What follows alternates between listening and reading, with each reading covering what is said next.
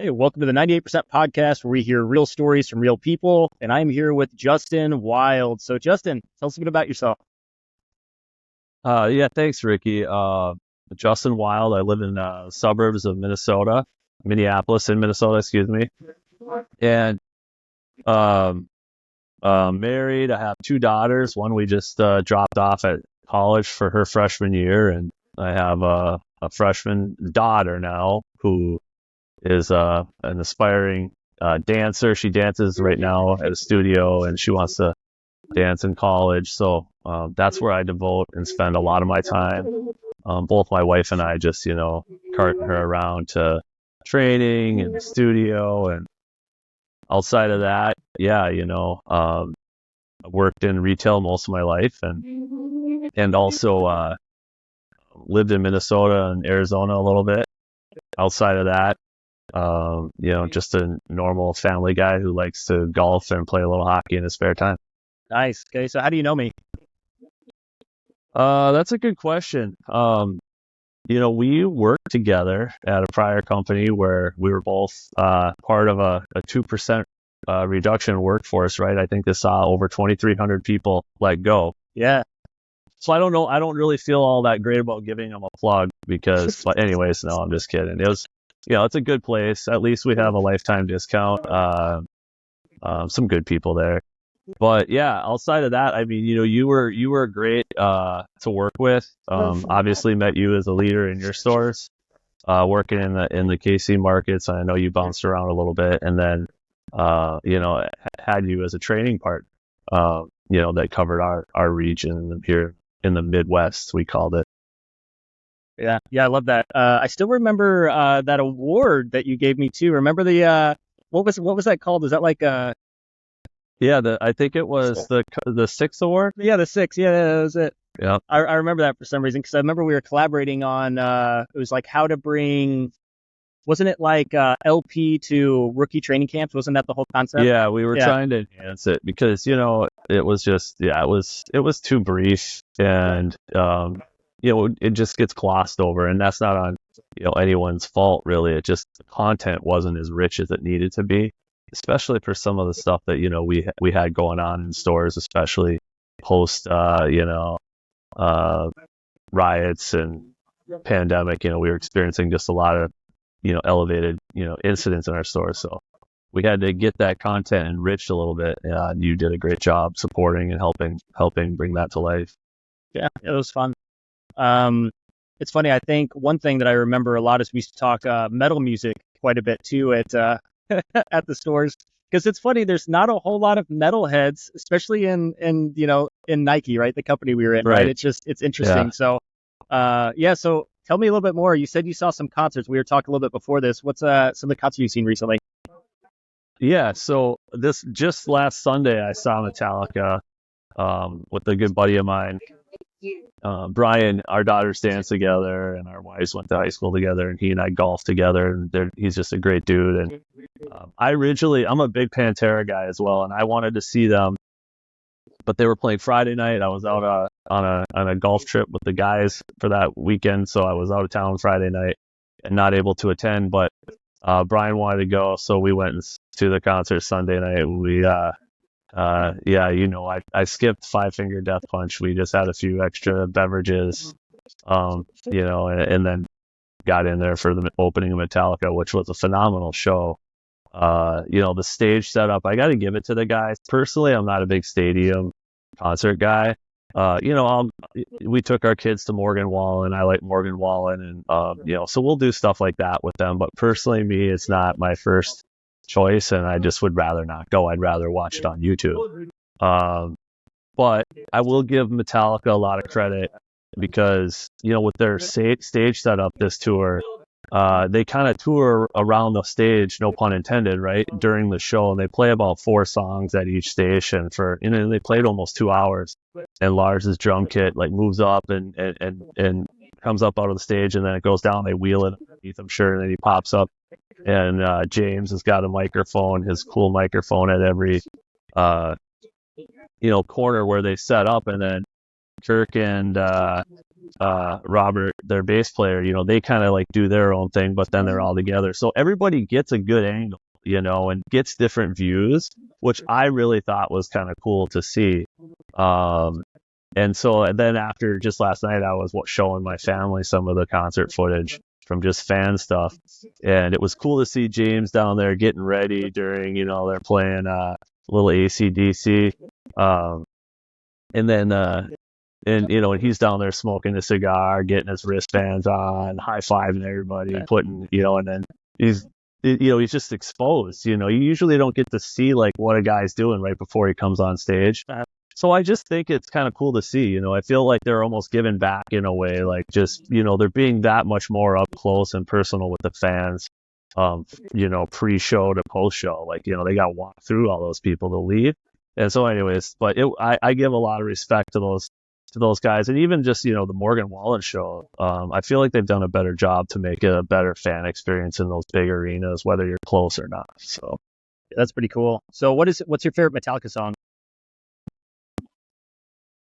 That is so hard. I love most of their older stuff, but I would say if I had to pick one, it would probably be one. No pun intended, but one. Okay. Hey, tell me why. Why one? It was when I was a kid growing up and MTV had just come out. That was one of the first big metal videos that was really played, on a regular loop on MTV. And I just remember at that young age, elementary age, just being able to be like, whoa, like this guy, understand even a little bit what he's speaking about, having friends' dads who had served in Vietnam and talking about war. And I just remember it not only just telling a story. So for me at that age, I kind of think it's kind of cool that was one of the things that drew me into it. But then just the hard hitting, the pace of the song, it just has a little bit of everything. And I think it's just, for me, that's what really drew me. One of the first songs that really drew me into metal. And then I'd have to say my second favorite one would be, I know you didn't ask, but I'm going to tell you, and it's Whiplash. And fortunately, they opened with it. Yeah? That's the one. They've been opening with that one on the second night. So I got to see them perform Whiplash and one, and it was phenomenal. It was really cool. So now I can check them off my bucket list. I hadn't ever seen them, mostly because, like I said, I'm not a big stadium concert guy. Fortunately for them, they can sell them out all the time. It's not just a once in a while thing, Yeah. So, yeah, I mean, it's a good problem to have, but that's awesome. Yeah. So I think my favorite Metallica song ever, I actually really like No Leaf Clover. Yeah. I don't feel like that good. song gets hyped enough, but I love that song. I don't know what it is about it. I guess maybe it's the orchestral stuff in it too. I don't know. It just hits a little different for me. Yeah, they're good. I mean, to your point, they've always kind of been able to, present a different sound or vibe with different albums and bring different elements to their artistry, where you don't always get that. We were talking about that earlier. Some albums are just so similar, and that's okay. But it's nice to get some variety, right? And say, wow, these guys did like a glam industrial album, and then this one they did a hard, thrash metal album, whoever, name your favorite band, but be able to kind of like, bring different sounds and do it well, it says a lot. But yeah, I love that about Metallica. They've got some great ballads out there too. Hearing Unforgiven. Yep, that's a good one. That was a good one. So to your point, that's one of the great things about them. But you always have a knack for finding the songs that don't get the proper accolades and really, bringing them to light and sharing them. You've done that with me a few times, so I'm not surprised. Yeah. You see, it's funny because I don't mean to do that, but I always like the obscure songs by most bands. It's usually not the popular stuff, and it's not because I'm trying to trying to be different. It's just there's always something about some of those songs. Well, oh yeah, completely agree. Yeah. I completely agree. That's like, it's a lot of my bands that I really, really love or go to a lot if I'm, just wanting to feel good.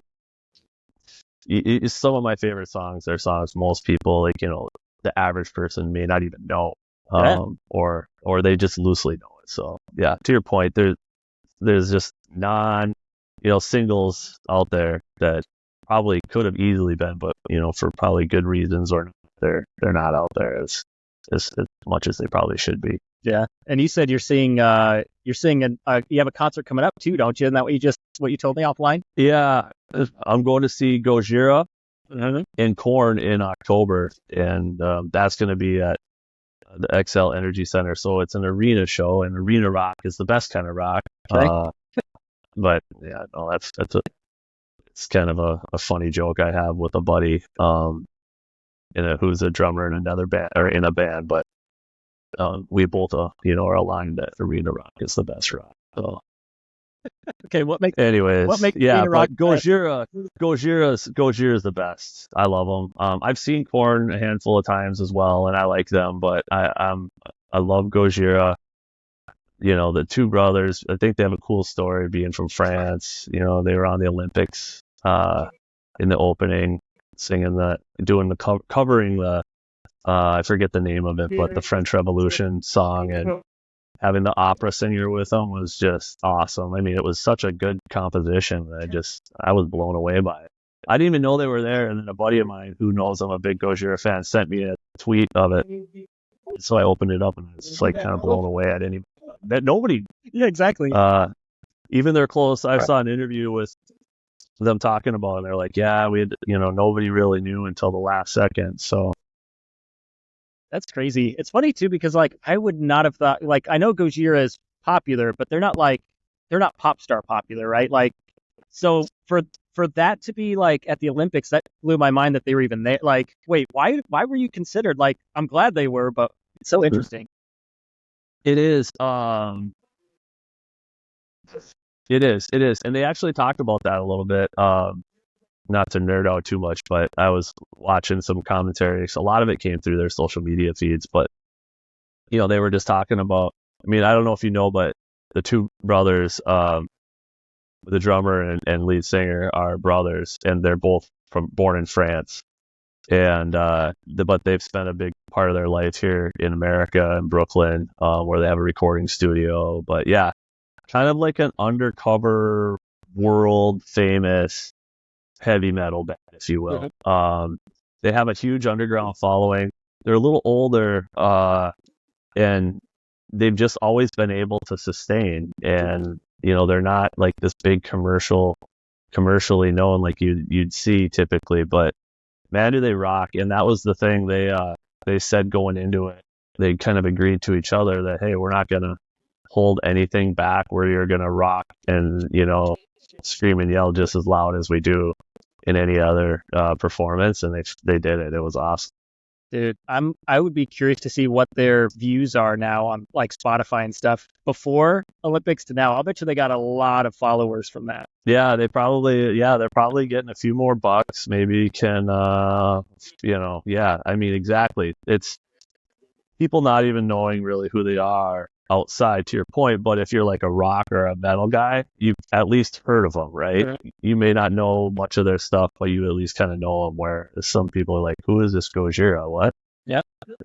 But yeah, it's so cool to see stuff like that happening and them getting asked to do it and agreeing to do it and then saying, hey, we're going to kick some ass doing it. That's what I love about rock and roll, and just in general is that kind of attitude, that's who we are. Mm-hmm. I agree. And didn't Metallica have something because Metallica, they got kind of a resurgence after Stranger Things, right? Isn't that, weren't there some songs on Stranger Things that really got people hooked on Metallica again, the younger generation? I think so, yeah. It is actually kind of a good point because, music is so interesting, especially right now. When I look at my kids and you think about what they listen to and what their exposure to music has been compared to my childhood, my mom and dad had okay music taste. I don't want to say it was terrible, but some of it was. Yeah. I love them. I love my mom and dad, but some of the stuff that they listened to, I couldn't take it. However, they listened to some awesome stuff too, like Cat Stevens and but So I just had such a different exposure growing up than my kids do, because I have exposed them to everything from outlaw country to Marilyn Manson and Nine Inch Nails to Morgan Wallen to, a lot of stuff, right? Mhm.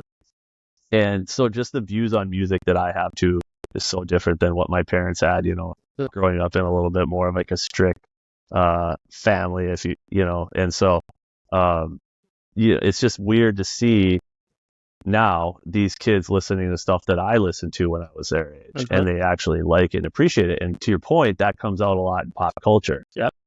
And in movies and on, TikTok stuff, and I'll be listening to some obscure song on Spotify or on my playlist. And they're like, "Dad, this is the TikTok song." I'm like, "Yeah, I have no idea what you're talking about, but show it to me." So you see it everywhere, and I think just the exposure is different, but you have a lot more different, music too out there to choose from, which is kind of interesting. But it kind of makes me chuckle, is what I was getting at, is seeing my own kids wearing Def Leppard and Nirvana t-shirts, and other kids wearing Metallica t-shirts, and this was the stuff that we grew up listening to. And I guess there were kids that were wearing Doors and Grateful Dead, but maybe that's our Doors and Grateful Dead, and we just don't realize it. I don't know. Yeah. Did you ever see those videos where people ask kids that are wearing band t-shirts to give them their favorite song? Yeah, most they're times like, they I can't don't do know. it. They're like, "My mom bought me this shirt." Yeah, exactly. They think it's cool. Yeah, it's like in style. I remember that was like, it wasn't in style when I was a kid, but I remember I don't know if you did this, but I used to go to Hot Topic, and I would like actually get band t-shirts of bands that I liked and wear it, and it was like kind of unusual to do it, but there was still a few kids there's that a would do it. handful of kids that, I did it. I had it's funny that you say that. My first band t-shirt was an Anthrax t-shirt, and yep. So I same thing. I loved it. I had a Metallica one. You name it. I love that stuff. Yeah, I think my first t-shirt was I want to say, I think it was Static X, actually. There was well, that makes sense. You're a little younger than me, so it's just a little bit. Yeah. But yeah, I got rid of all those. They didn't fit anymore, but I should have kept some. That's because you're in the gym. You're in the gym every day. I got them also like in junior high and early years of high school, so they didn't even fit when I got to high school. But that's all. But that's humble way to tackle that. Yeah. Okay, cool.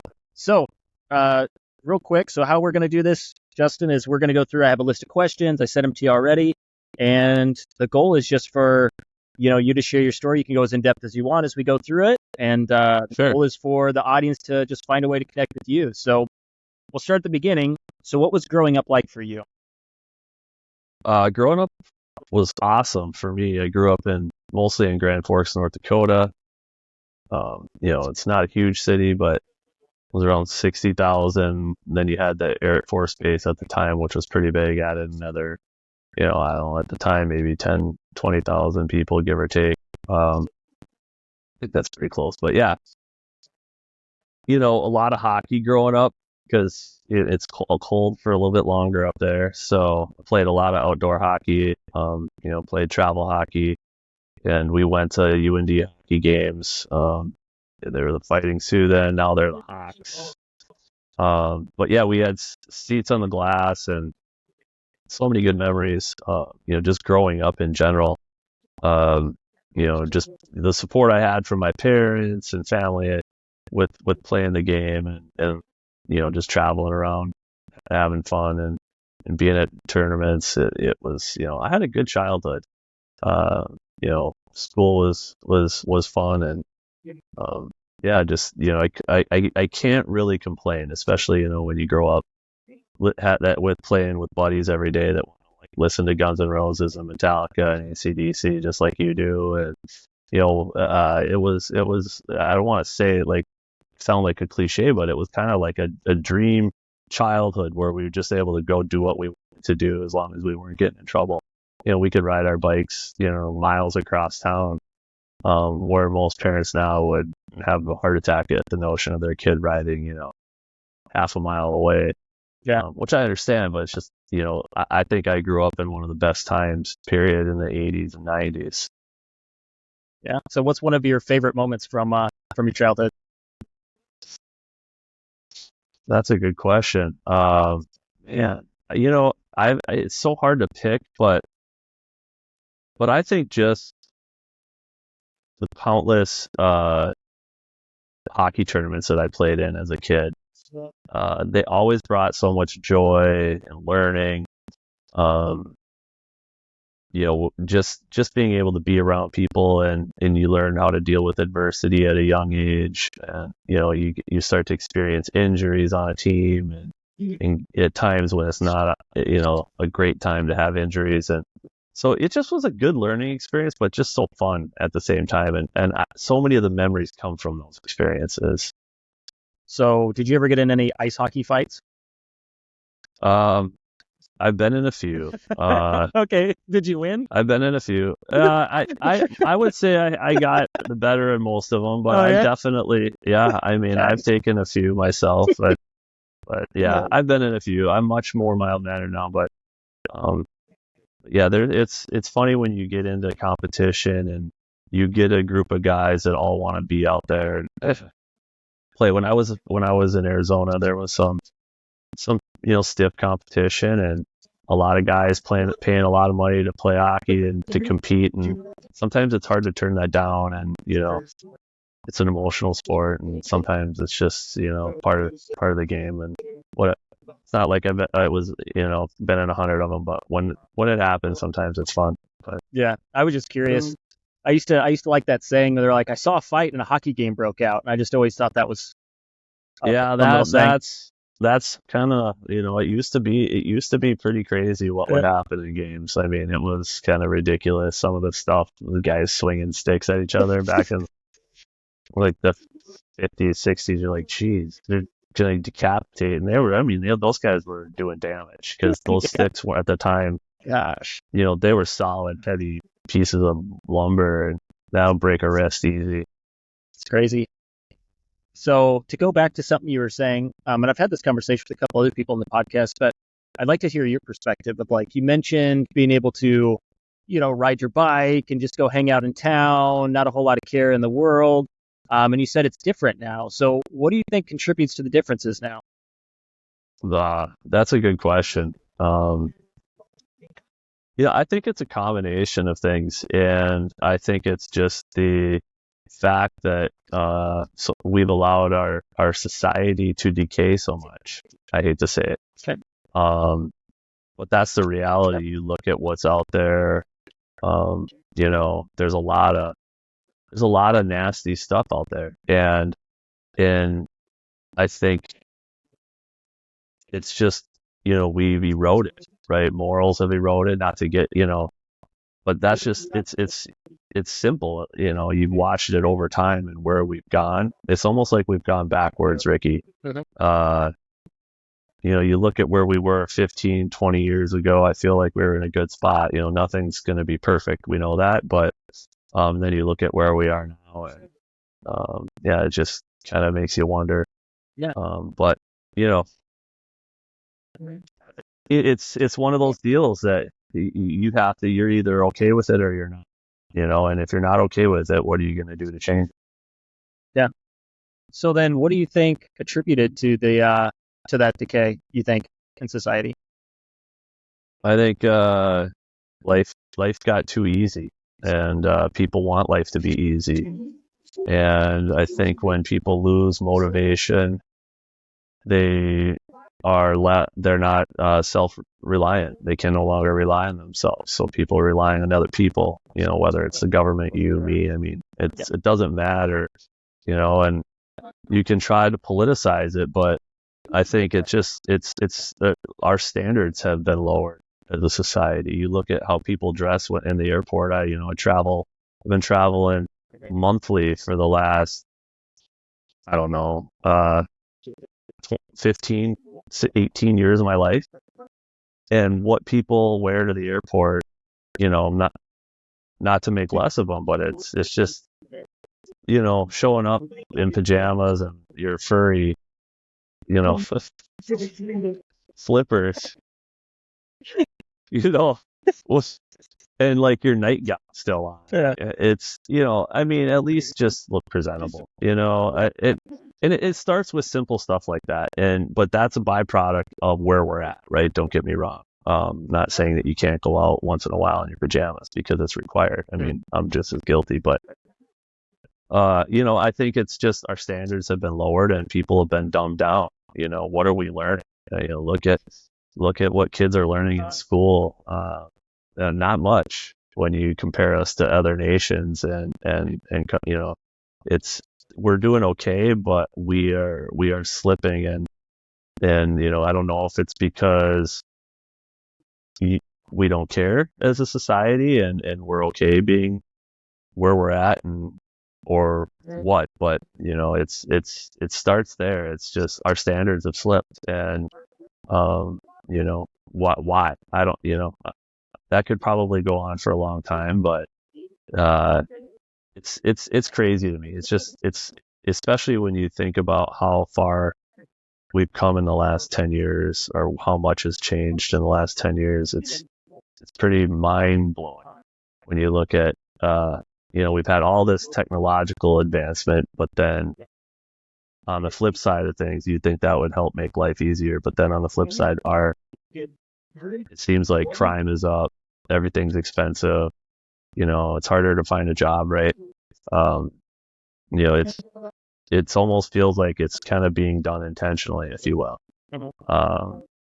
But yeah, it's interesting, and you hit a good point there. And and I think it's not just one factor, right? I think it's a combination of things. I think to your point, I think you're right. I think things are too easy, and I don't think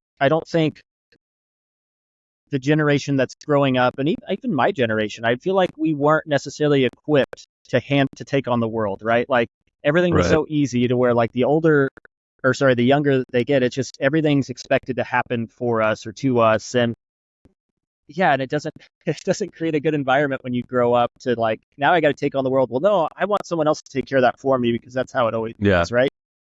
And I listened to this podcast with this gal, and it was really interesting. And she talked about an issue here of like, so the example was like having her daughter, like say her daughter says, "Hey, I want to walk home from school today. That's a mile walk, right?" So you can do two things. You can say like, "No, I'll just drive you," right? Or you can say, "You know what? Okay."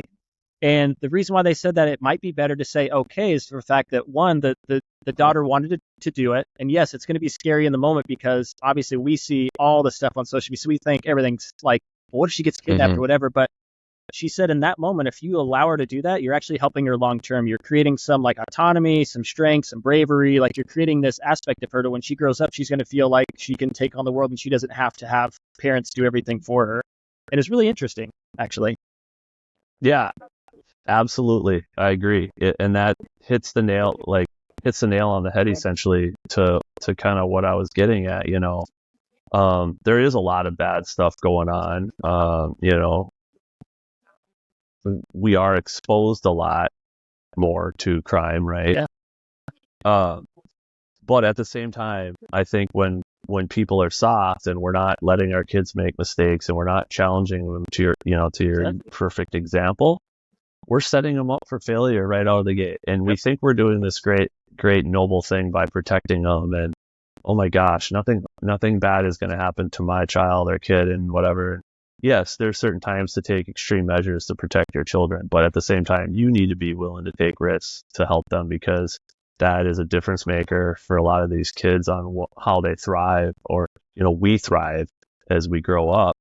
And if we constantly do everything for them and shield them and don't show them and expose them to not just the good but the bad as well, shame on us, because then when they are exposed to that for the first time, what is that like? What is that experience like when they see or observe or hear of something when they've never been introduced to the concept that there is bad out there, right? Yeah.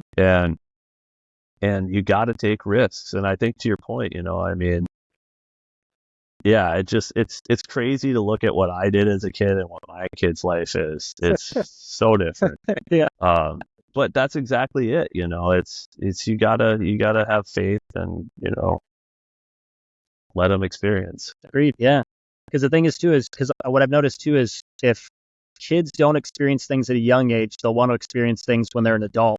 And the thing about being an adult experience things, there's a lot more consequences to the experiences that you want to have as an adult than when you're a kid. Yeah. Well said. Well said.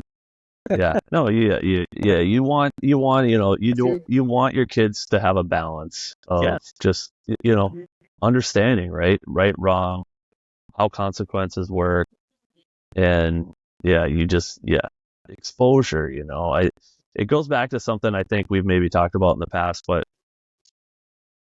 again, to go back to your example of the girl walking home, a mile, it's a confidence builder. And kids need confidence, Exactly. And if you take any confident kid, and I don't care if they're even overconfident, but that confident and overconfident kid is going to have such a better chance than the kid who has low confidence. And I know it's not rocket science, but you'd think it is based on how we function as a society and how we, conduct ourselves, how we cut each other down, how we, make a big deal about our differences all the time. And so it's just, when you bring that confident child along and then into adolescence and adulthood, then you have a fine, contributing member of society that's going to be working, and they're going to be great at it, right? And they're going to have the confidence. They're not going to be perfect, but they're going to have the confidence in themselves. And I think that's what breeds success. And a lot of people, like, an interview I was doing recently for a job, someone was asking me about leadership, and that was my biggest thing. I said, hey, I'm just here to help people thrive. I want to put them in a position to be confident, so they want to work on their themselves and their development. They want to put out good work. That's the biggest difference, I think, in a lot of these cases of where you look at success. Confidence is so critical. Agreed. Right. And how do they get confident? Right. They have more experiences. Right. Exactly. Yeah. It's one thing to say a kid, hey, you're so good at this. Okay. Well, then when they go and they do it and they experience it and they know they're not, but when they do it and do it and do it, yes, exactly. Okay, I am actually good at this, or I can do this. And the next challenge that comes along, they're not so fearful. And, and that translates into adulthood. Maybe it's like, well, I want to start a podcast, or I want to start my own business, or whatever it is. Taking that step is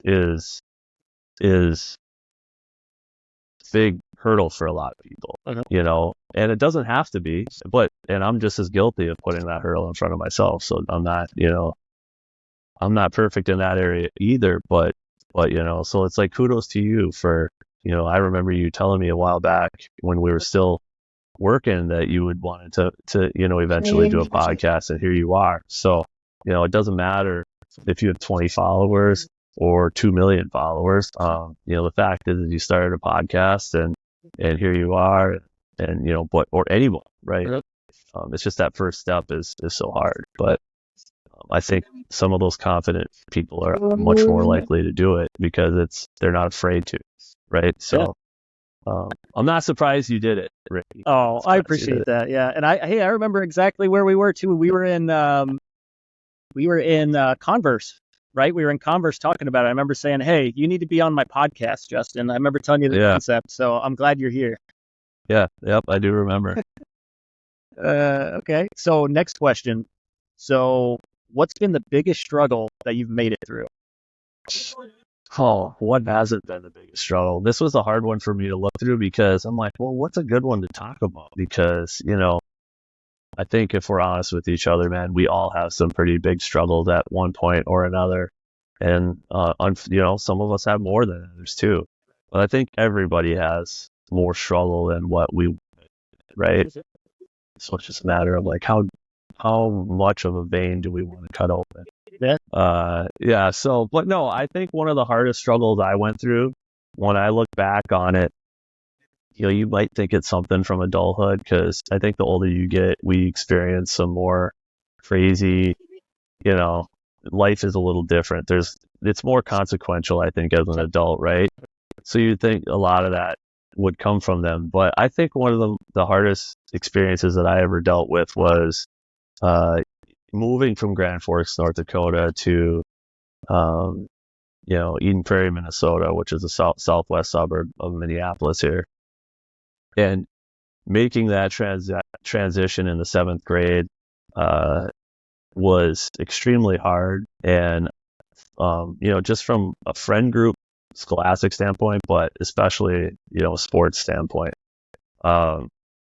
You're going into a new school that's big, and you don't have a friend group, and you're just moving somewhere, and we moved there for my dad's job, which is great, but that was probably one of the hardest transitions or things that I've had to go through, because I think that it just impacted me for it set off a chain of things, I guess you could say, of just experiences that were like, come on, like, this isn't what I signed up for. You know what I mean? But I was, but Yeah.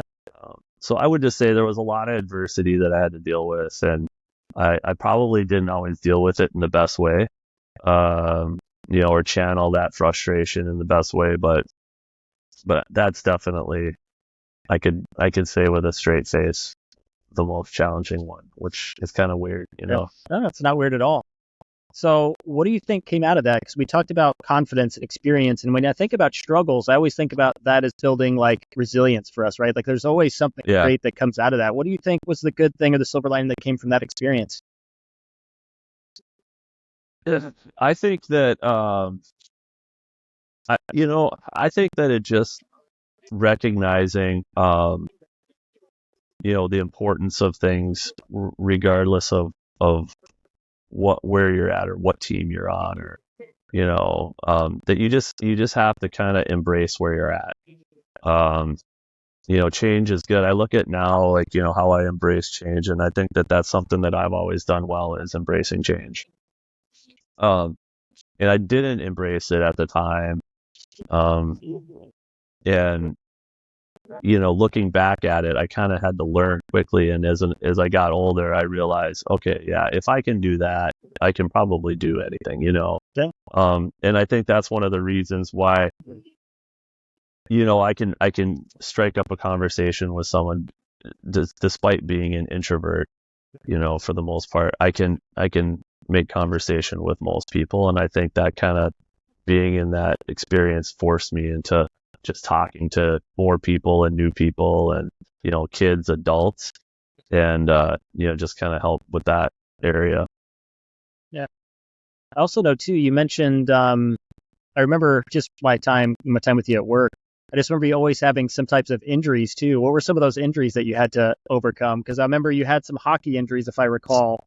Yeah. And then you had that foot injury for a while too. I remember that. So yeah, I mean, I've had a few. That was when I broke my foot. I had broke my foot that was a while ago, but probably 6 years ago, 5 or 6 years ago. Yeah, that was crazy. And I was wearing slides, and I tripped over a sandbag, and my slide didn't give, and so I broke the 5th metatarsal. Yeah, without, yeah. But yeah, then I had, every now and then, the last few years, I've had broken ribs and just some goofy injuries, some fluky ones too. But like, that broken nose, that was probably 5 or 6 years ago. It's been a minute, and then I had it again a couple of years ago. I was like, oh, but yeah, there's something, it's just part of the risk. But for sure, it's like the lazy man's way of staying in shape. I don't have to go to the gym as much when I'm playing hockey once or twice a week. Yeah. Well, you probably are you used to the injuries then? Because you've had quite a few. Is that just like commonplace now for the most part, or? Yeah, I do. Ever since I was a kid, like, you're outside at the rink, and you have shin pads on and elbow pads on and your hockey gloves, and that's about it. I was supposed to wear my helmet at the rink, and I never did. I left the house with it, but I never put it on. Yeah. So anyways, yeah. And, I had a bad eye injury at the rink one time. I remember going home, not even able to open my eye, and I was like, "Oh fudge! What am I going to tell my parents? They're going to kill me." And so, I couldn't open my eye. We're supposed to go to dinner, and my parents are like, "How you doing?" I'm like, "Good." So I went downstairs, changed, I come up, and I still can't open my eye. And they're like, "What's going on?" Like, "Oh, so I told them, but I got hit with one of those, like a black, hard, foamy puck, and it just scratched the hell out of my cornea. So they took me to the ER, and they put this dye in your eye, and they put it under a black light, and it shows all the scratch. And my dad said it just looks like somebody took a fork and just scratched it all over my eye. And so I had to wear a patch for, I want to say, a couple of weeks, and take these horrible eye drops that tasted like sulfur, and then the flavor or the taste would like linger in the throat for a while, and then just when you realized it was like kind of like disappearing and going away, and it was time to do more drops. I remember that, but yeah, that was a tough one. But yeah, so you just get used to it over time. You're at the rink, you get hurt, your mom and dad aren't there, and your buddies are having fun, and you're like, okay, I'm okay. I don't feel good, but I'm going to keep playing. And I think that's just kind of the mentality of it. As long as, you can still hold on, it's not broken, you're okay. Yeah. I think guys need that. I mean, I think maybe everybody needs it, but I think guys specifically, I think we need that type of adversity sometimes. Like, we need to get injured. We need to have rough play. I think it's something that might be missing too these days, is I don't think it happens as much. Yeah, I think I agree. Yeah. I think everybody should be punched once just so they know what it feels like. And it doesn't matter if you're a kid or not. That way, people probably wouldn't run their mouths as much. No, but I agree with you. I think it just, I don't, it's not, it's a bad thing too. Like, I broke my finger once, and I kind of thought it might be broken, but I didn't really think it was broken. And anyways, and that was I was visiting my sister who works in a doctor's office, and we were in the car, and she's like, "What is wrong with your finger? It's infected." And I was like, "Oh, I just sprained it." And she's like, "Well, it's infected. Let's go look at it. What happened?" And I told her, broke it playing hockey, and so we got it x-rayed, and it was broken. And this was 2 weeks later, and now I have like a bump on my fist. It's like, but so you gotta listen to your body too. Yeah, but exactly. I think people are much more resilient than they really realize they are. Yep. And if you take care of your body by eating right, doing a little bit of training, you can recover from stuff pretty quick. Some of it lingers a little bit, but just take care of yourself, and your body will take care of you. And that's something that my dad would always tell me.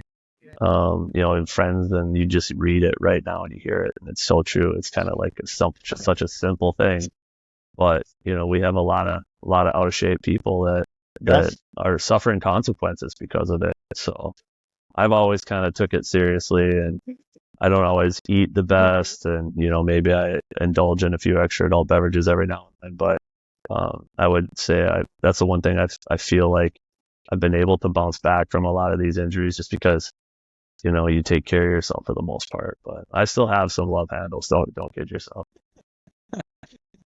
I like it.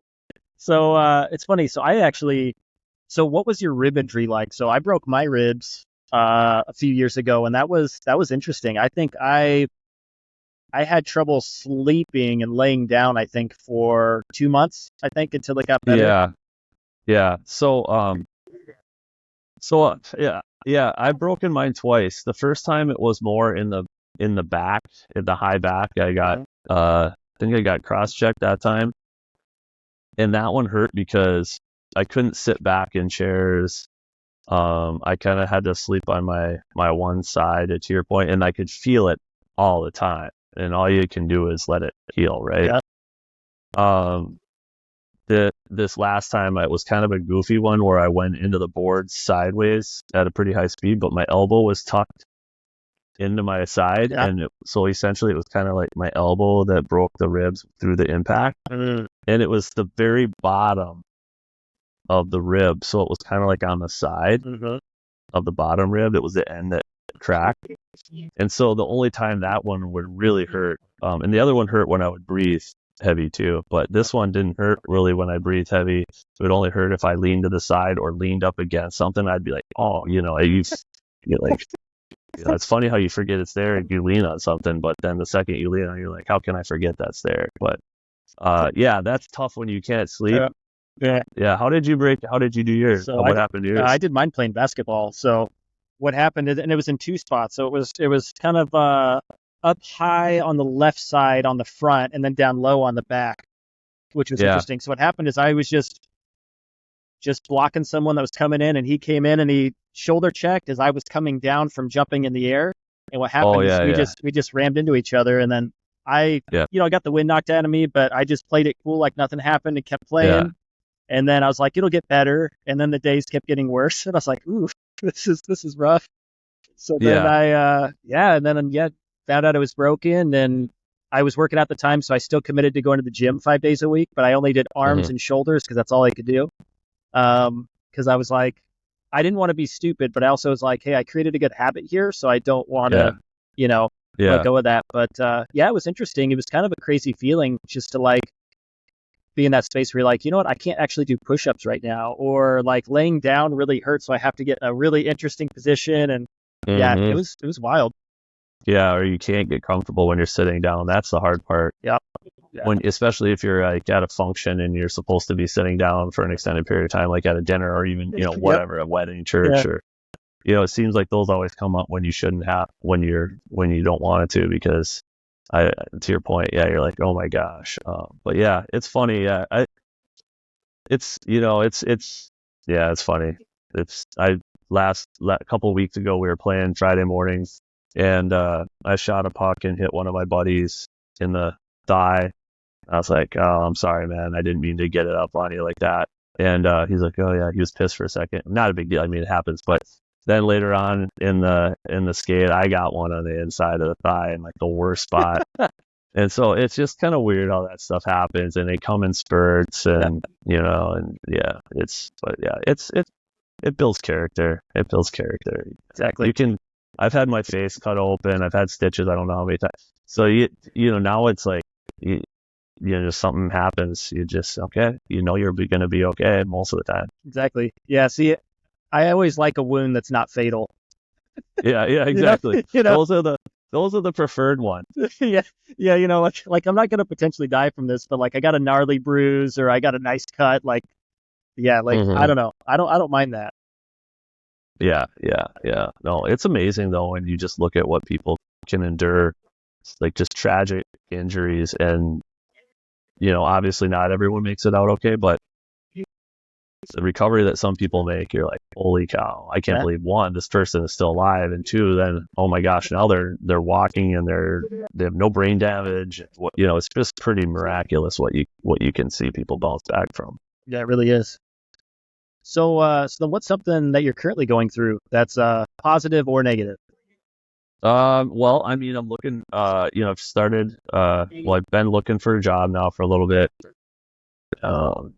similar to you, right? And it's a tough job market out there. There's a lot of, internal promotions, but, so that's just something that, I have going on that I'm going through. I wouldn't say it's good or bad, because not working these past several months has been a blessing. I got to spend a lot of time with my daughters, with my senior daughter graduating, and we had an exchange student living with us.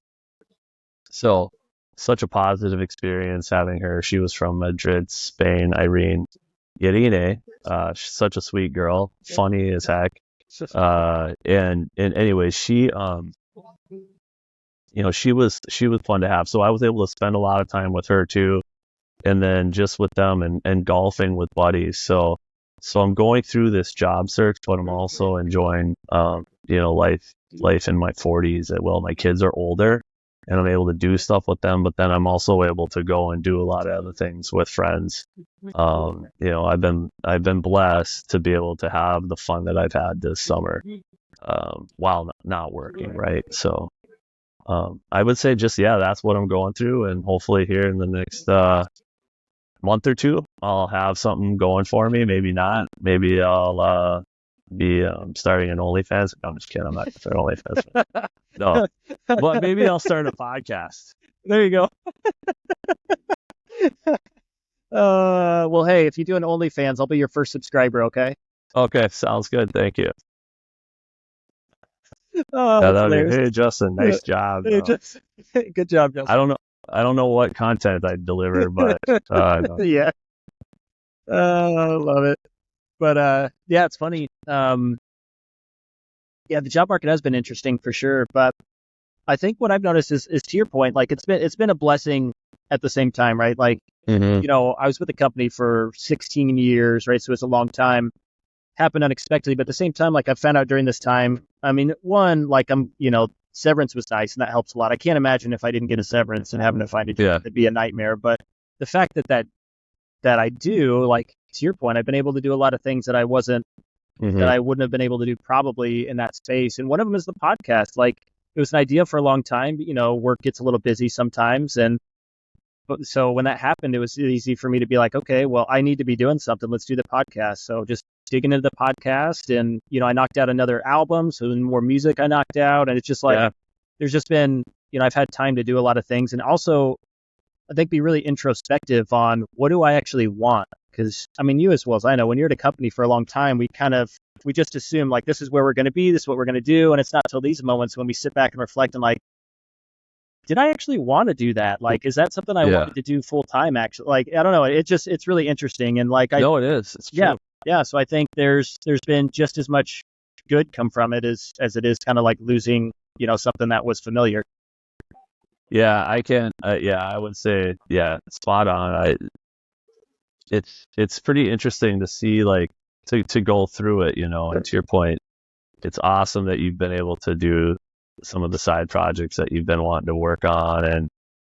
And I think to your point, it is nice to be able to have that true clarity when you're reflecting, like, hey, was I even happy, or what did I enjoy, or what did I not enjoy about this, you know, and was this best for me and stuff like that. And you have a level of clarity, I think, when you're not there. Yeah. You know, I think, you can develop some complacency in your thinking of where you're at in your life, just to your point. So yeah, I couldn't agree with you any more on that one. Yeah, for sure. I mean, I'm not gonna lie to you, it still sucked. Right? It was still hard. There's a lot of emotions wrapped up in there, but at the same time, there's good that came from it for sure. Yeah, no, absolutely. Yeah. I mean, you get emotions, but you know, just with the direction things were going on when they started making announcements and stuff, I personally, I mean, I wasn't surprised, you know, when it came down, how bad it was. A lot of people were surprised that they even cut from my pyramid, and I wasn't surprised. You know, we had added more headcount than we really needed. But not that it matters, and I don't really want to go down that hole. But for sure. But you know, I mean, that's the one thing I would say working there is there was always excess there, in my opinion, whether it was how we spent money, how much talent we spent money. You know, we would spend on talent for stuff that do we really need this, you know? Yeah. It's just kind of like head scratchers. Yeah, no, I agree with that. I mean, because I look at it too, like even our role, like I don't think our role should have been cut. Like I don't understand the big picture of it. I know the impact we made throughout the marketplace was good. I guess I could see if it was inconsistent, which I'm sure it was inconsistent from trainer to trainer, but right. Yeah, I was pretty surprised. I mean, there were definitely some stuff that they were doing that I realized like it could be possible that we could lose our jobs just by the way, you know, certain things were progressing. But yeah, I didn't think it was going to happen really. And then when it did, I was like, oh, okay.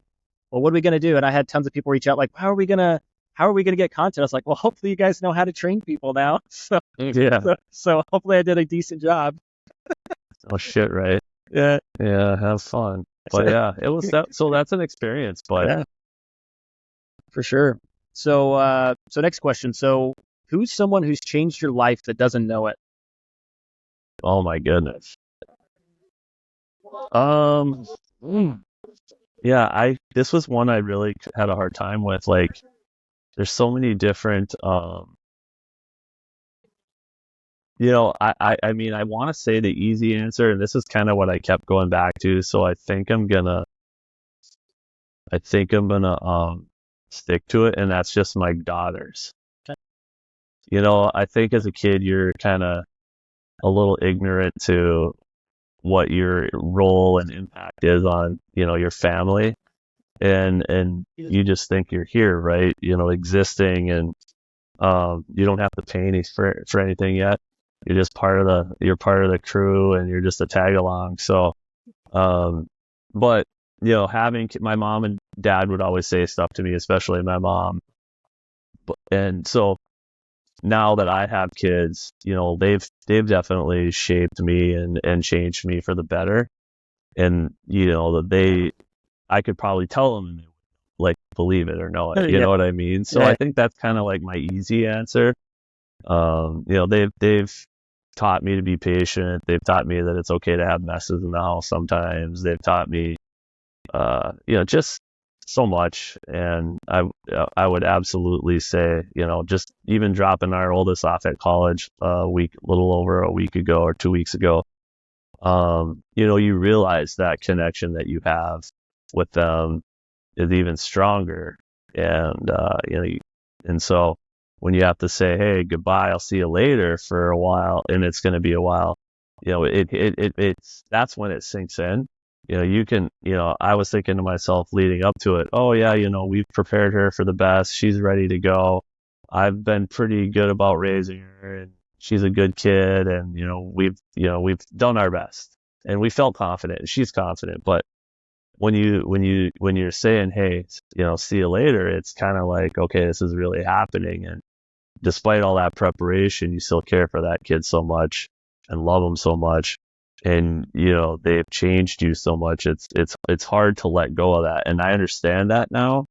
And I'm sure you could probably relate to, so I would say that's probably definitely both of them.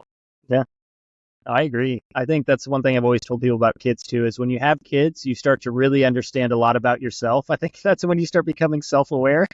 Yeah. When you have kids. Yeah. And especially when they're just talking shit to you all the time and like you're making fun of you and you're like, stop being mean. Exactly. Yeah, there's that. And then I don't know. It's funny because they don't know, but I think kids impact us in such a positive way. And I don't think people understand that. I don't think people get it either. So I know, like, I've been looking at some statistics and stuff lately. Like, people are having fewer kids than they've ever had before, right? Yeah, and it's crazy. Yeah, which is interesting. And a lot of people, because I think a lot of people think like, oh, we have too many people on the planet, but it's like, actually, we're having fewer kids these days. And one, they don't know how that's going to impact the future. Like, they don't know if, like, hey, if certain countries, they said like, hey, if you actually look at the trajectory that the kids are having, they're like, that culture won't exist in 100 to 200 years. And it's like weird to think about, right? Mm-hmm. But yeah, when I think about that, I think we get caught up thinking about career, right? So we think about the things we need to do, and we think the kids are going to be more of a burden than they are going to be like helpful, right? It's hard to explain, but like, I don't think we realize that like we have to, like, in order for us to exist, we have to have kids, one. And kids play such an important factor in our lives that I don't even think we can put into words sometimes of like how they impact us in a positive way. And I think that message needs to be spread more, because I feel like right now, it does seem like the thing now of like, wait to have kids, or, focus on you, or all this stuff. And it's like, we kind of forget that like, hey, like, we're a species that we're kind of supposed to, like, we're biologically wired to have kids and families. And it has such a good benefit to us that I don't think people talk about enough these days. Yeah, yes, I agree with you on that. And that's something I've been I've been seeing and reading about that a little bit too. And we need kids to carry on the legacy. You have to your point, it's not an option. Like, if we just stop having kids, and and obviously we can joke about it all day, but I think that is part of the erosion of our society that we're experiencing. And I think there's programming out there that, incentivizes that mindset and not having kids, or, limiting kids. And I know that, fine, if you only want to have one kid, sure, great, or no. But I think when you look at the amount of programming and just to your point, where we're at as where we place our values on the family in general, and then, making families, right? Bringing kids into the world. Uh, it's really kind of counterintuitive to what you should do. We need you need generations to sustain. Yeah. Okay. So who's going to take care of the next generation from a medical standpoint, or, who's going to farm, or, I sure know that I don't want to be eating bugs and only processed food for the rest of my life. So, who's going to produce this stuff? Not everyone has to go to college to get a fancy degree to be successful. And so, when you just look at the way everything is kind of like, preached almost, I keep going back to programming, but that's, I think, where a lot of it comes from. And it's unfortunate because, children bring a lot of joy, in the right circumstances, and we just need them to thrive as humans. And so it is kind of funny that there's people out there that really want to limit the populations and think that the population of people is the problem, when it's really not. When you look at how big and all the resources we have, I think it's kind of egotistical to think that we can't thrive, as a population. Yeah. Whatever, right? I agree, because we're terrible at predicting the future. You know that everybody tries to predict the future all the time. So to predict that, like, hey, if we keep elevating this population, like, this is what's going to happen. It's like, one, you can't know that for sure, and that's not taking into account like all the different technological advances we may make by having those people, right? And all the things that we may do as a consequence of that. But we don't think about that. We're just thinking like, oh, well, if we have X amount of people on the planet, it's just going to eat up all the resources. Like, how could you possibly know that? It's just a bunch of bullshit is what it is. It is, I mean, let's just call it what it is. Yeah. Like, we've all seen the memes, like in 1990, they said this was going to happen. And 2000, and New York's going to be underwater. And this is going to happen. There's going to be no food here. And it's just like, shut up already. Like, Exactly. It just is so ridiculous, the amount of bullshit that is put out into the ether of, hey, this is what it's. You can't prove half the stuff, and they want to say that there's science to it, and then you have scientists saying you can't prove this and you can't. It's like, who do we believe in? Yeah. I mean, exactly. A lot of people. It's funny because that's what you hear a lot of people asking or saying, like, who can we believe anymore? What do I believe? And with AI, it's like, what's real and what's not anymore. But it is, I think it's just silly. The earth is very resilient, just like us humans. Yeah. You look what we can do. A whole forest can burn down by design and then come back twice as, you know what I mean? Like, exactly. It's constantly evolving. And to think about the age of the earth, and there's just obviously a lot of questions and answers out there, but more questions than answers is what I meant to say. But it's fascinating. Yeah, I agree. And I think it's interesting. I think the more I learn, the more I realize that nobody really knows. Right. Like even like climate change and like global warming, like, the people don't realize that a lot of those are built off theoretical models that were put into a computer, and there's not really a whole basis on how factual like that stuff is. And I was listening to a professional guy, and he was talking about like, if you saw the theoretical models on how they're put into this computer and stuff, they're not taking into account certain factors. And we don't know that if the greenhouse gas, they said that affects the tropics, but not other places. So we don't even know about the raising waters and all this stuff. He's like, we may have a problem in 5,000 years.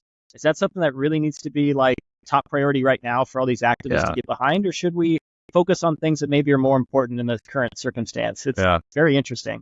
Well, I think it is, and I, not to make, that's exactly it. The arguments that you hear, it's a lot of model, and which I understand, and that's great, but the Earth has been around millions and millions and millions and millions of years. It's not going anywhere tomorrow. we just need to. At the end of the day, I think someone trying to make a buck, right? I mean, that's what everyone's trying to do. So, in the form of carbon credits and starting a business because of this solar and that. And I'm not knocking solar technology and certain technologies are good. We need to embrace them and how to make them better and sustainable, right? Mm-hmm. But, I think we have to be a little leery, especially when it comes down to money, because unfortunately, money influences people in a lot of the wrong ways. Yeah. And people, obviously compromise themselves and others to make a dollar. And it doesn't matter if it's lying and defrauding people. They're happy to do it because, they're not the one paying they're not the one suffering from it. They're gaining from it, right? At least financially. So, yeah. But I just think it's a route. Yeah, I agree. And I think what I've heard before that I think is interesting is they talk about being able to invest in yourself first, right? Because they say there's so many activists like going for these causes and trying to promote this stuff when they haven't even figured out their life yet or what they even need to do. So the first step, they're like, hey, figure out yourself, what you need to do, invest in all this stuff, and then decide what you want to do. Because you might find out after investing, doing research, whatever you're going to do in yourself, you might realize like, oh, yeah, maybe this isn't something I need to invest in, or maybe this isn't something I need to do. So like the whole thing is like, yeah, like get yourself figured out, then decide to make a societal impact rather than like trying to make societal impact without even figuring out yourself first. Like maybe get out of your parents' house first, huh? Let's start there. Exactly. Yeah. And learn how to make a good steak, and then talk to me about climate change. Exactly. Whatever. Right on. Okay. Cool. So what is a skill or talent that you could share with us? Talent or skill, I wish I could say. I mean, I think a skill that I have that I would share with you is just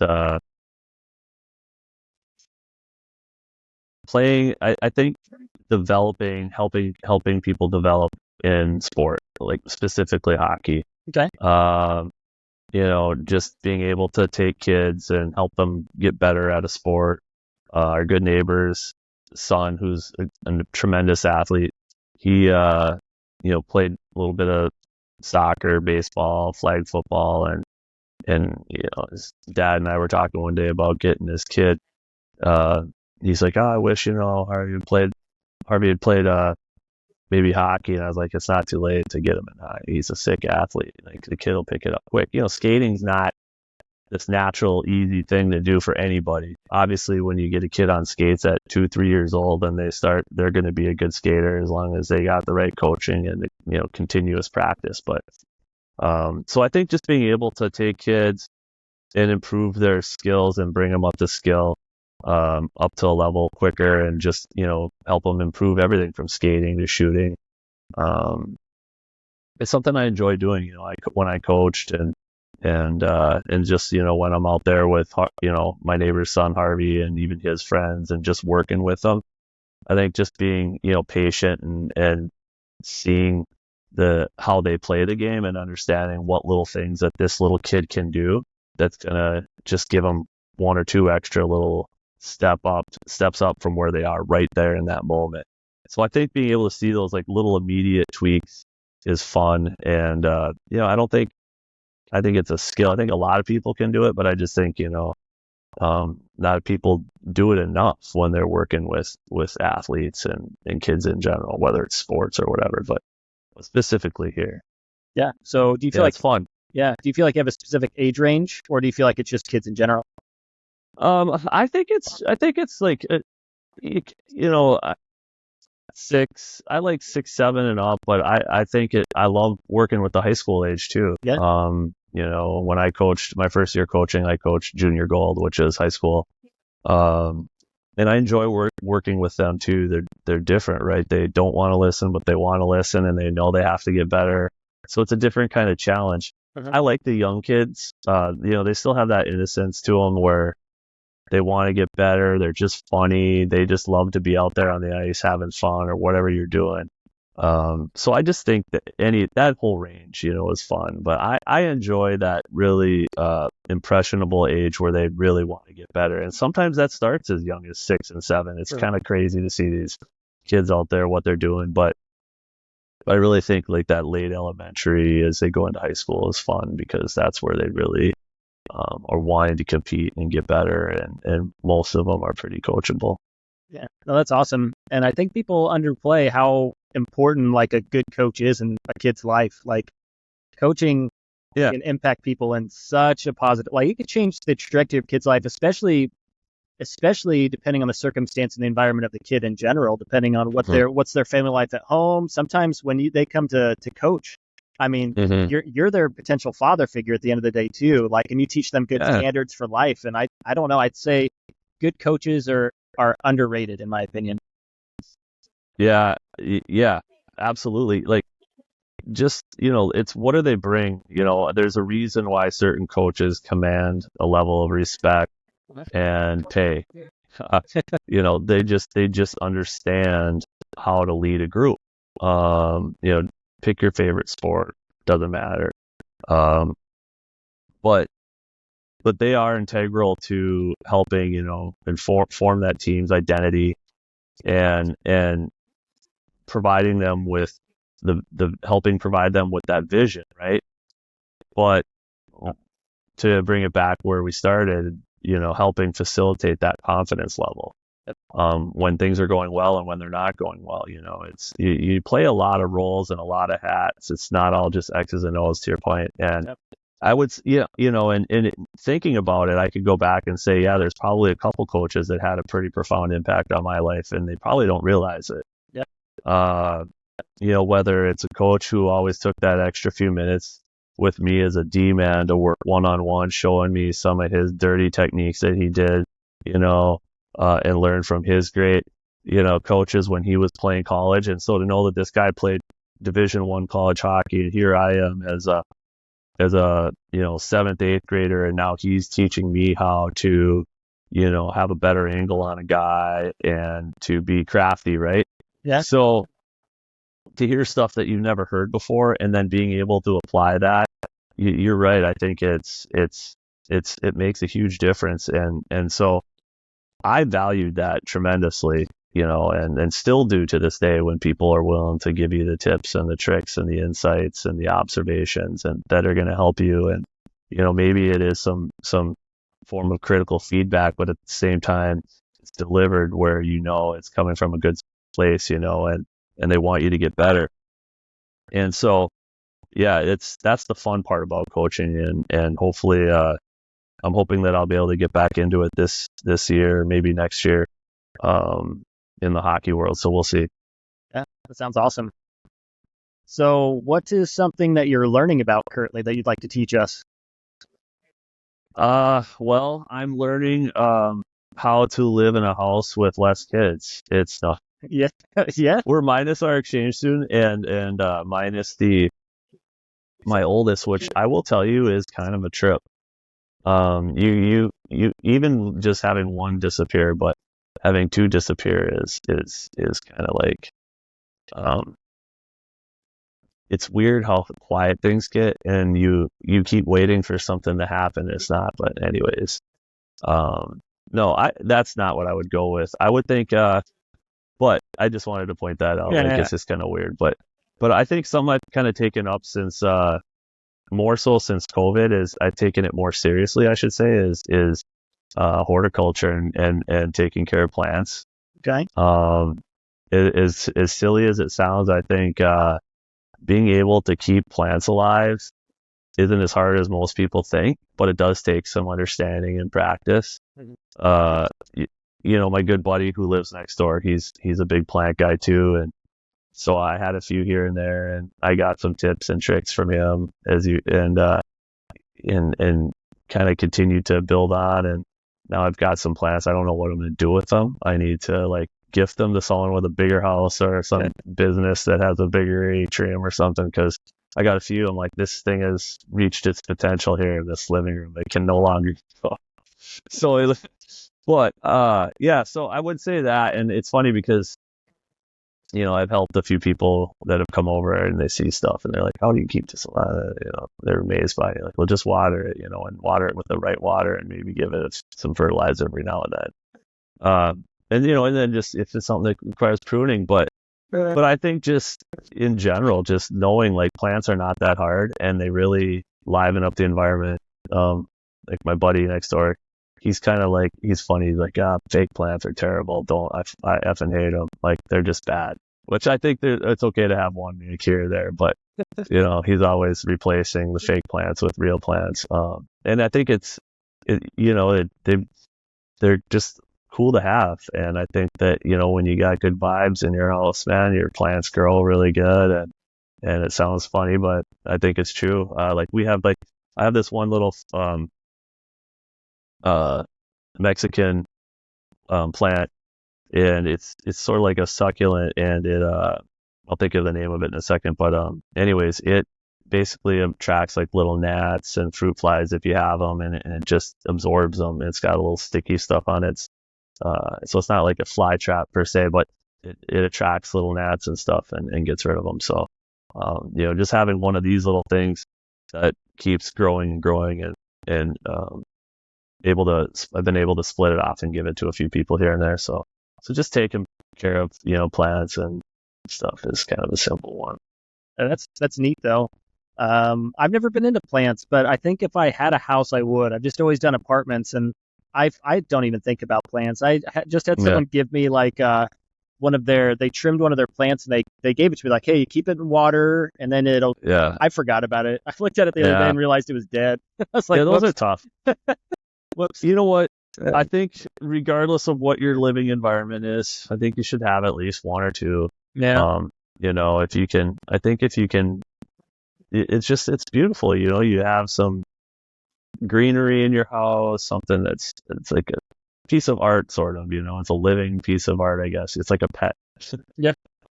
I guess. But it's fun to have, and people are always like, "Holy cow, your plants are insane!" Like, what do you? I have one plant that forever my mother-in-law insisted it was fake. I'm like, it's real.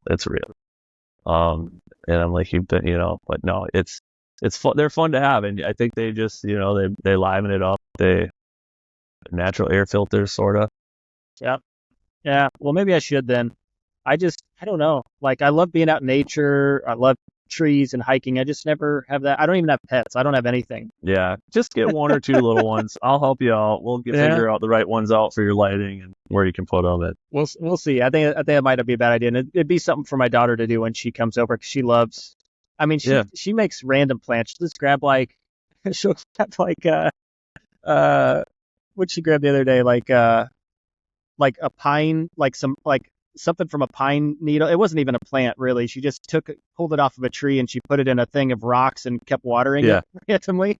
And obviously it died. It wasn't really living, but yeah. So she would love it, man. Keep me down. Okay. Well, I might hit you up on that then. I'll send you. Yeah, I'll help you out. We'll figure it out. That'll be fun to do. I mean, you can go into the gym and do what you do. You can keep a plant alive. Yeah. Even in an apartment. Yeah, I just got to remember. But I think if I make it a point to think about it and have my daughter as like second in charge, I think we'll make it work. Yeah. They don't. Yeah. Most of them don't require as much water as you think. So it's not like you got to get to it every day. Yeah. So then, what is something you're doing for fun right now? Lots of stuff.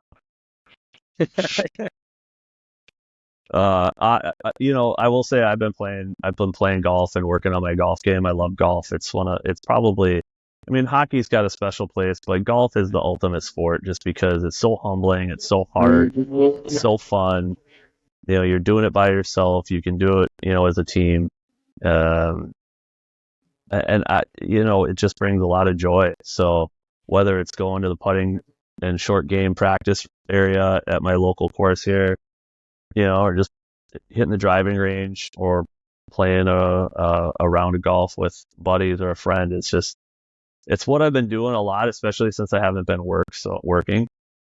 So anyways, and just continuing to do little house stuff around the house, getting Yeah, mostly just working on my golf game. Yeah.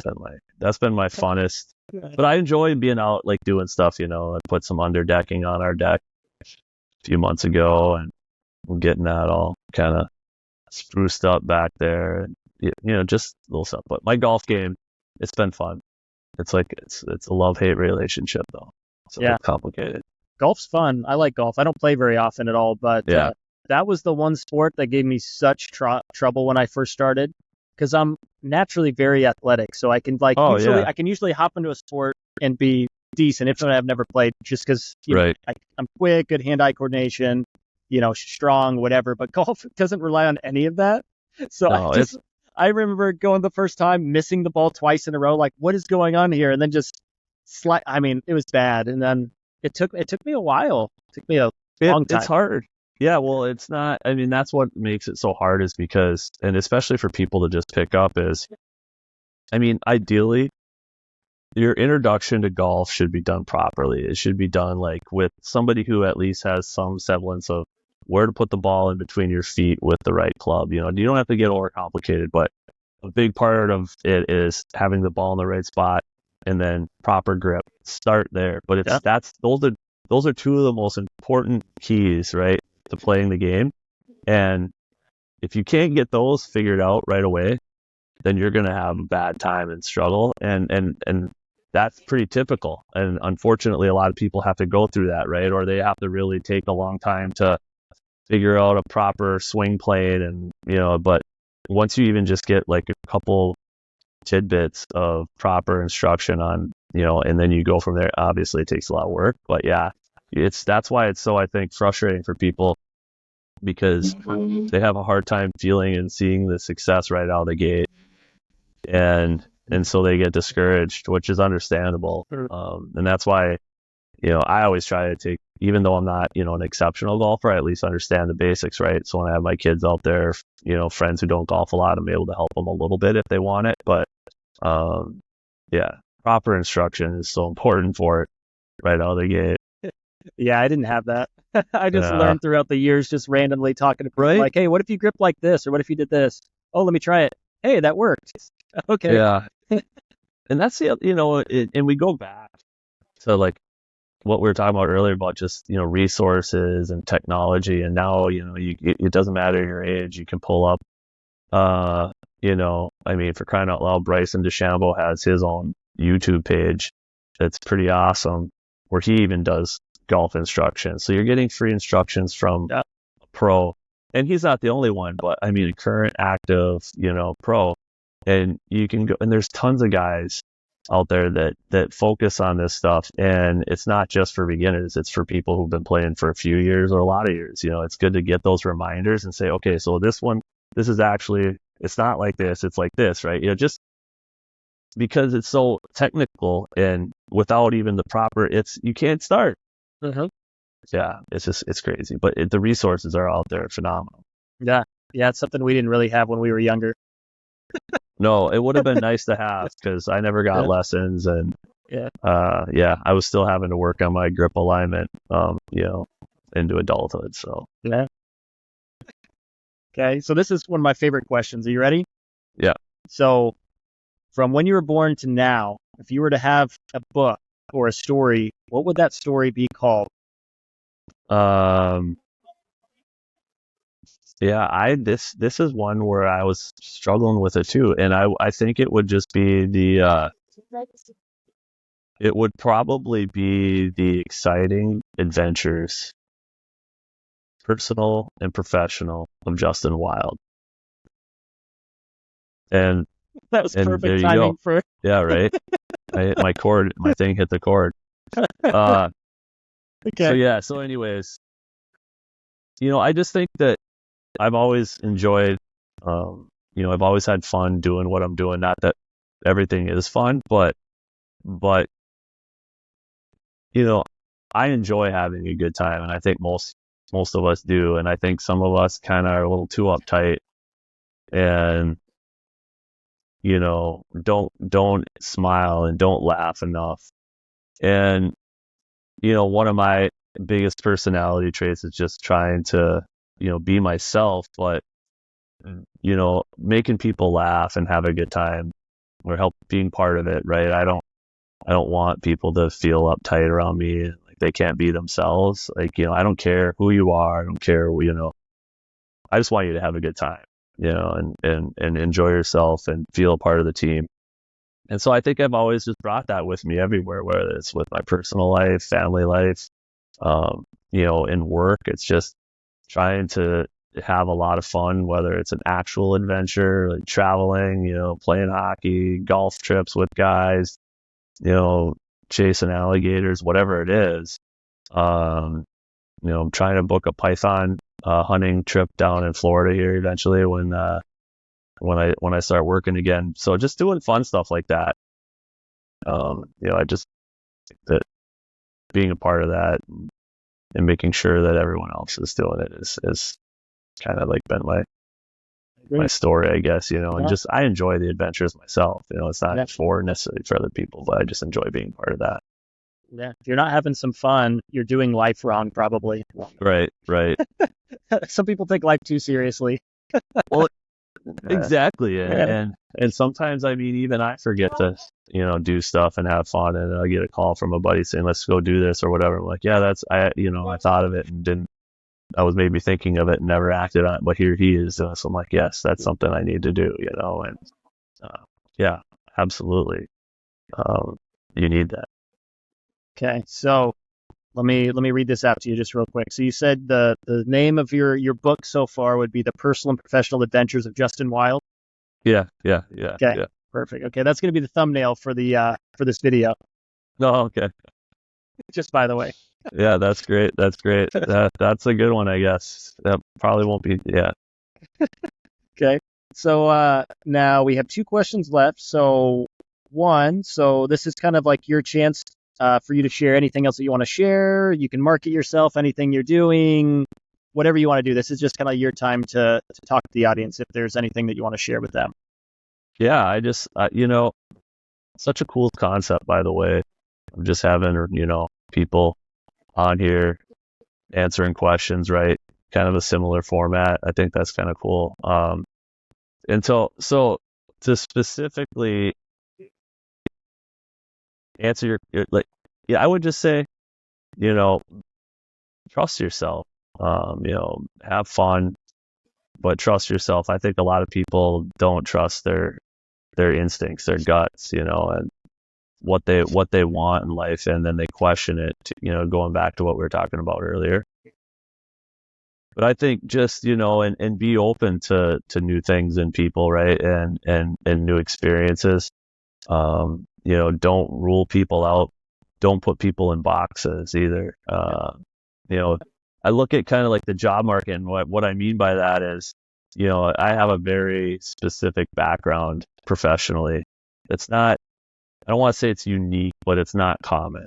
It's kind of a very small pocket of professional world, if you will, like loss prevention, assets protection. And it's, it's a special skill set, but it's a skill set that can do a lot of different things. And I think a lot of people look at a resume for someone like me or someone like you and says, oh, well, this guy's pretty much just a trainer, or this guy's an investigator and process driver, right? And while that is true, it's not true. There's more to it, and you and I know that. And so I think a lot of people are just not exposed to what people really do. Like how many friends do you have where where they work, but you really don't truly know what they do? Maybe, okay, they're a computer programmer and they write languages and that's the extent of it. And okay, so what else do they do?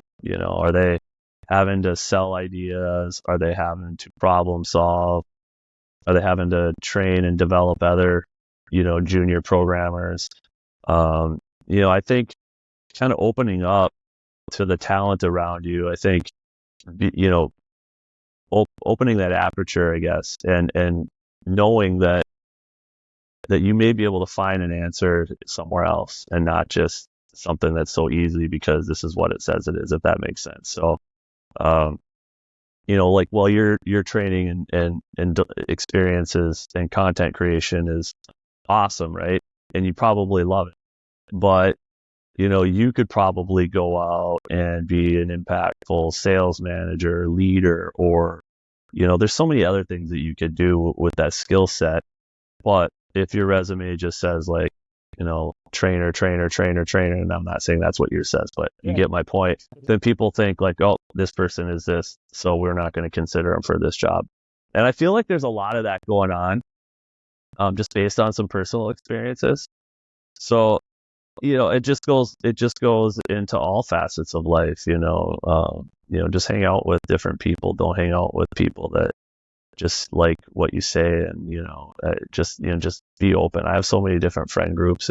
People would probably be pretty surprised if they knew just the range of friends I have and the walks of life they come from, and who they are.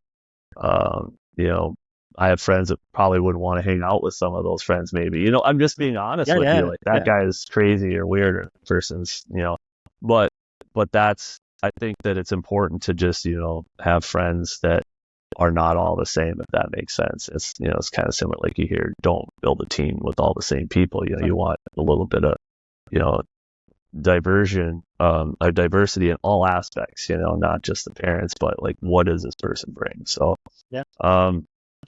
I would just say be open, to new things like that, and don't judge people so quickly, because, there's a lot of people out there who I think are poorly misjudged and sadly misjudged, and the box that they're put in is further from the truth, right? Like, it's just crazy to see it happen, and just even people, they quick boom, like, see a guy and they like, oh, this guy is like, a hillbilly from wherever, probably dirt poor, and then this guy, he's driving a brand new truck that he paid cash for, and it doesn't care like what he looks, you know what I mean? I just think there's too much, judging going on with especially when you look at like the social media platforms, and just, it's kind of crazy. Yeah, I totally agree. It's funny, your friend group probably sounds a lot like my friend group. They're all over the place. Yeah. Yeah. Like, they're just all different people, and I enjoy hanging out with every single person. Like, it's very fun. It's refreshing. Yeah, and I will say, like, that's actually kind of looking back at my childhood. That was my friend group. I mean, growing up, I had just a wider range. When then I know I had friends that were like, these were their 5 friends. They didn't talk to anyone else or do anything else very often or whatever, unless it was with their cousins or something weird. But yeah. I think it's important to surround yourself with, lots of good people. Doesn't matter where they're from. Yeah, absolutely. You can never have enough good people in your life. That's true. It's funny. So going back to something you said, and I know you weren't going down this path when you were just talking, but I thought it was interesting when you talked about like just seeing someone as an investigator, just as a trainer. Yeah. It's really interesting, because I don't think when people think about it, like, what actually goes into doing that job really well, right? Like, so you think about it as a trainer. So yeah, I could just be delivering content or facilitating, but what actually makes me good as a trainer is being able to connect with people, being able to make things fun, being able to communicate with people in a way, or ask questions to gain insight from them, or have them practice by doing something, which is one of the highest forms of retention, right? So there's lots of variables there, and I'm sure it's the same way with you. Like, it's really tough. You can't put like, yeah, this is an investigator, this is a trainer in a box. It's like, to be good at it, you have to have a lot of skills that that can translate to all other things too. Yeah, and that's the hard part, Ricky, is a lot of these employers and people seeking to fill positions is they're not even asking the right questions. And I'm not knocking the processes, but to your point, they're not asking the right questions necessarily to truly understand what skill sets, where do you excel? They'll ask a lot of the typical questions, but there was a couple jobs that I interviewed for where one of them I didn't take, and the other one I pulled out of because the interview process was so bad. Like, just, and I'm not trying to sound like a jerk, but I knew that I wouldn't be able to work in that environment. Yeah. Just based on the questions and how it was handled, and so it just was weird. So you have to ask the right questions to get to know people. Exactly. Especially as we go up, I get, there's going to be layers to interviewing and stuff, but some of the questions that they're not asking, it's quite shocking to me, to be quite honest with you. I know that if I owned a business and was staffing positions that were like I'm applying for, and I would be asking, honestly, a lot of different questions, right? That's just me, but I don't know what else to tell you about it. It's such a surreal experience in a way. You know what I mean? Like, because I haven't obviously interviewed a ton for jobs over the years because I've been pretty consistent with where I've been. I've had internal interviews here and there and a few externals, but I would say that's kind of been the surprise experience this last few months, is just kind of how weird some of the interview processes are, and just you're like, if they're not asking these questions, do I even want to be here? Like, that's kind of weird. It's a weird feeling to have when you need a job. Yeah, I can imagine. So I just started looking, so I haven't had a whole lot of interviews. I got to do something last Monday, and it was a phone interview, and apparently I exceeded expectations because she was like, this was just supposed to be more of like a get to know you, but we're going to bring you in. So come in on Monday and have a conversation. Like, good. But to your point, like when they do, I mean, what's most important here? Like, you got to think about, like, when you're hiring people, like, you actually need to know who they are as a person, right? Like, that's because at the end of the day, you're bringing in a person into your group, right? So things can be learned, right? Like, obviously they want to have, like, you need to have a certain level of skill, I'd say, for the position, but at the same time, like, a lot of stuff can be learned. But can you function well in our group? Like, are you a good person? Are you a go-get? Like, those are the questions they should be asking more, trying to get to know more, right? You as a person, more than just trying to figure out, I don't know, what type of job you've done in the past. I don't know. It's just interesting. No, it is. And you know what? I think it's just, we could talk about this for hours, man. I won't do that to you in your podcast, because I don't want it to tank after my interview. I don't want to be the one that causes you to tank, but it's like I've been through a handful, right? Not a lot, but I've been through a few, and it's pretty interesting. But I like, to your point though, it's great that someone sees, hey, this guy is more than just, we need to bring him in now and stop messing around with him and not waste his time and just follow the process, right? Like, I get there's a process, but hey, let's just, and maybe that's part of her sales tactic too. Like, hey, but my point is regardless, she's being transparent with you, saying, hey, you know what, we like you so far, I want to bring you, right? And you do have to get to know these people and get the personalities. And that's something that's been part of my job for ever, right? Is building relationships, that I can build trust, count on people. People can count on me. And then on the other side, when you're talking to people on the investigation side where they've done something wrong, you still have to have a level of trust with them too. And so, you want to ask questions that brings that out. What kind of relationship developer is this person? And when they're not asking about specifics around that area, what that looks like, it just kind of makes you wonder what the priorities are in the organization. So it's been kind of interesting to see. And you go on LinkedIn and there's a whole nother world of rabbit holes that you can go down on the hiring practices right now, and the things that people say, and it's interesting. It's very interesting. Yeah. So I've been on LinkedIn. Is that where have you been doing it mostly?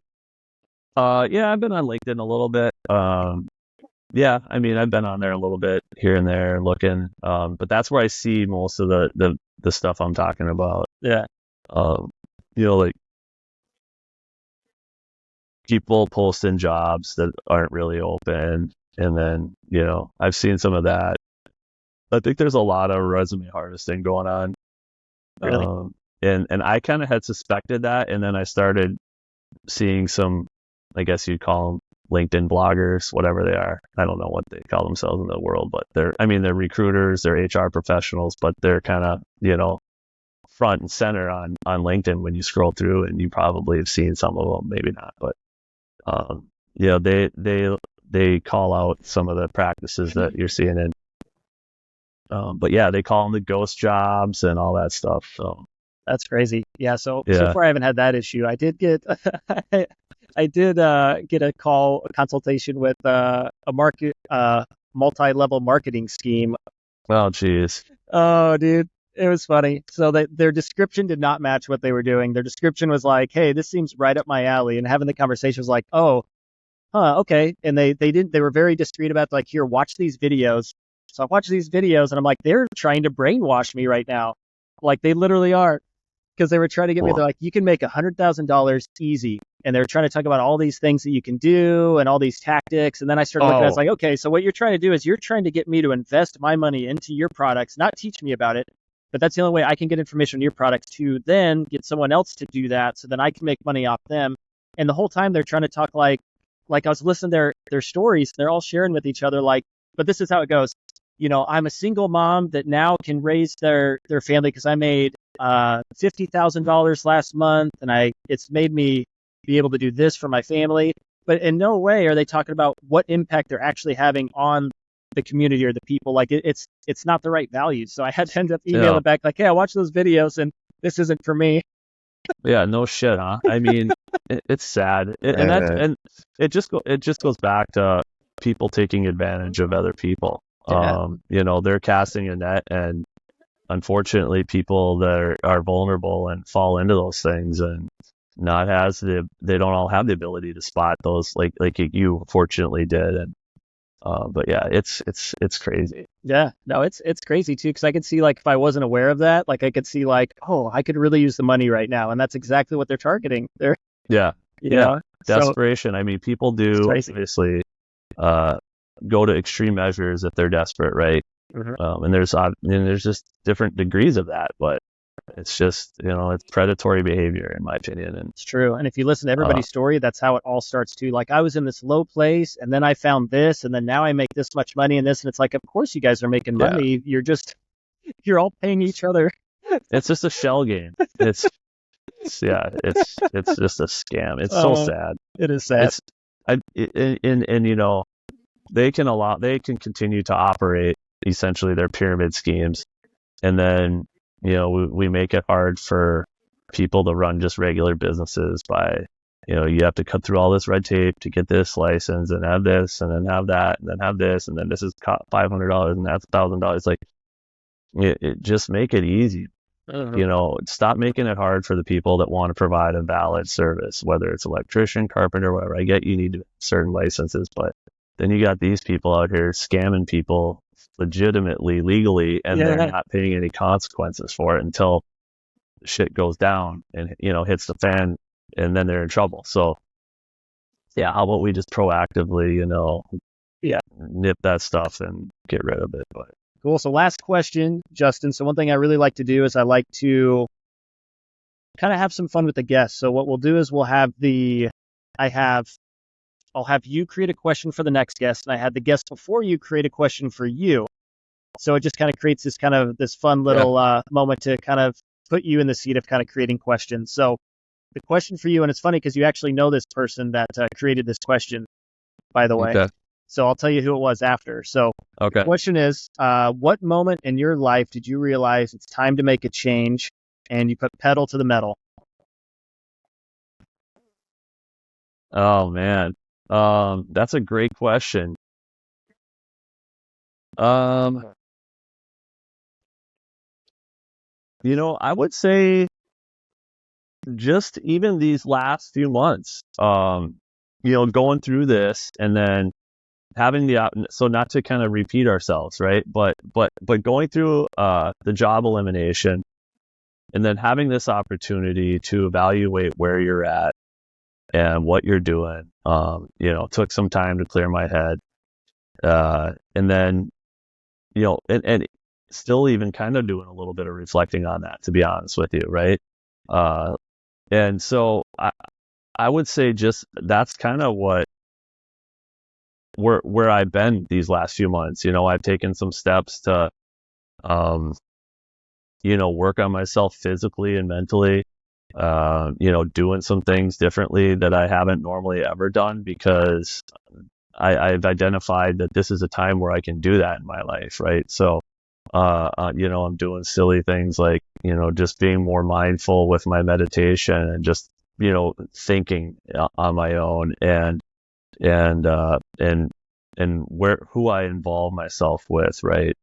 And there's a small development group of guys that I'm working with right now, and possibly likely going on a retreat with them, just because we're like-minded dudes that have similar priorities, and we're all, I guess you could say, former athletes in a way, and so we carry and share a few certain bonds, right?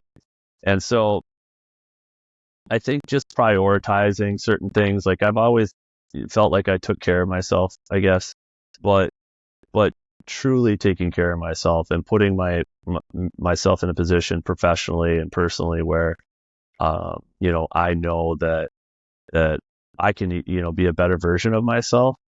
And so honestly, I've kind of been going through that, these last several months.